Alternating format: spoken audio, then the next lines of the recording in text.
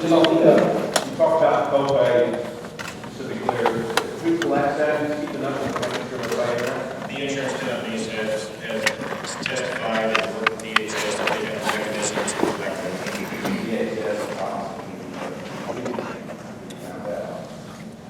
I think there's some issues there. On the workforce services part, the job training, that type of thing, the people that work for services, when you contact these 250,000, maybe 300,000 people, and communicate with them, what you do this. The requirement would be that the program established to provide them information at two different levels. One is, again, people below 50% poverty line actually have to make a connection with the work referral and workforce services. All people, though, have to have some sort of program that provides them the training and the education and the opportunities that are available. Some of the specifics of the regulations about how that's going to be done will be developed in rules and regs, and the rest of the department will come up with those rules and regs. But yeah, there will be a process by which somebody applies, or is renewed, or is deemed eligible for the program, that they are directed to make contact with workforce services. I don't know whether it be an online contact or the telephone consultation, and what those things will be sorted out. And there, again, the idea here is to make opportunities available to people. I really don't believe a large portion of these people aren't working because they don't want to. Many of them aren't working because they're not aware of some of the opportunities that are out there. Well, like workforce services has 700 and something full-time employees right now. I think they have 900 and something positions. So plans to hire more people, because obviously if you go with 250,000 people on them to come up with programs they got to connect with, you're going to hire more people to have to take care of that. This bill doesn't direct any hiring of anybody, and any of those things, that if there are any additional staffs, you know the procedure will come through legislative process. But that gets back to the same thing what we were promised 3 years ago. We were promised this great verification. It wasn't you, I'll say that. It was a great verification system that was going to, weed out waste, fraud, and abuse when we kept bringing up those questions. And we were all told it was all going to be taken care of. And we found out later hearings that DHS never hired any more people.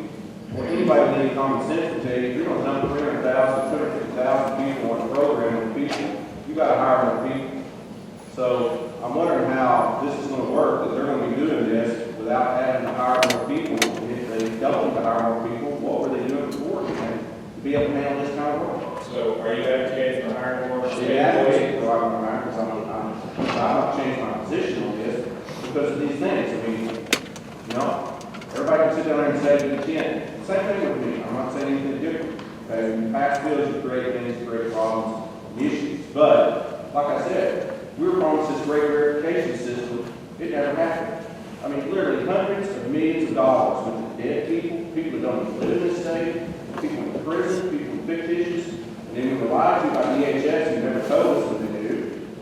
We never got one report. I got reports every month, Senator, that said, we got these people in these counties that are on private option. I never had one report that said anybody from the clients on the program.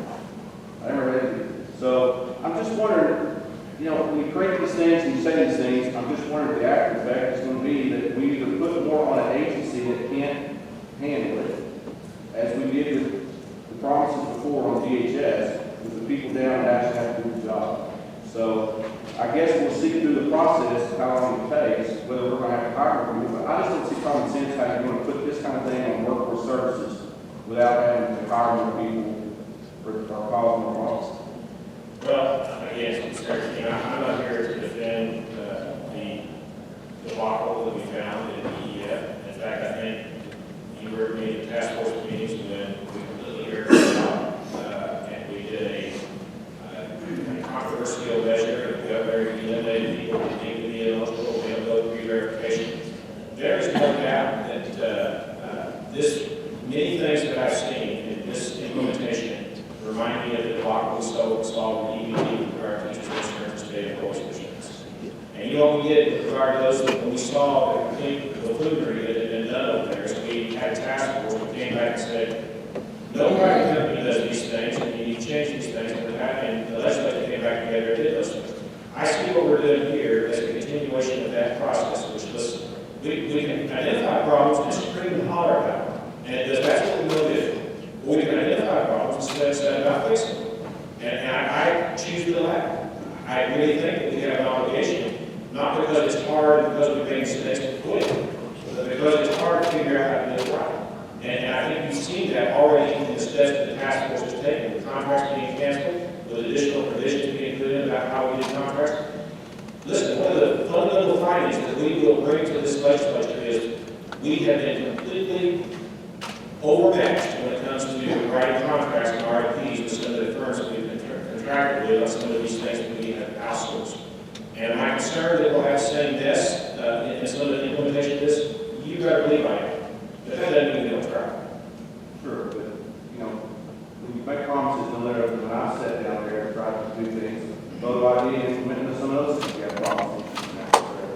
But I do think that when you put unrealistic expectations on the state agencies as legislators, you know, you have to accept responsibility, and I think that's what happened with the verification system, and the way you communicate with. You know, the difference in school employees is offices. We didn't have it.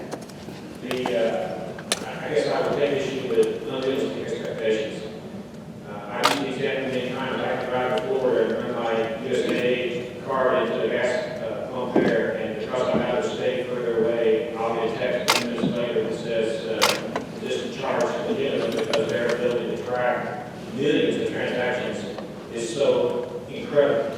And we're saying it is impossible for us to be able to deal with 250,000 contacts with people who are seeking or maybe seeking employment over the course of the year. If we can't do that with the resources that we have, then we ought to be ashamed of ourselves, but I think it is realistic.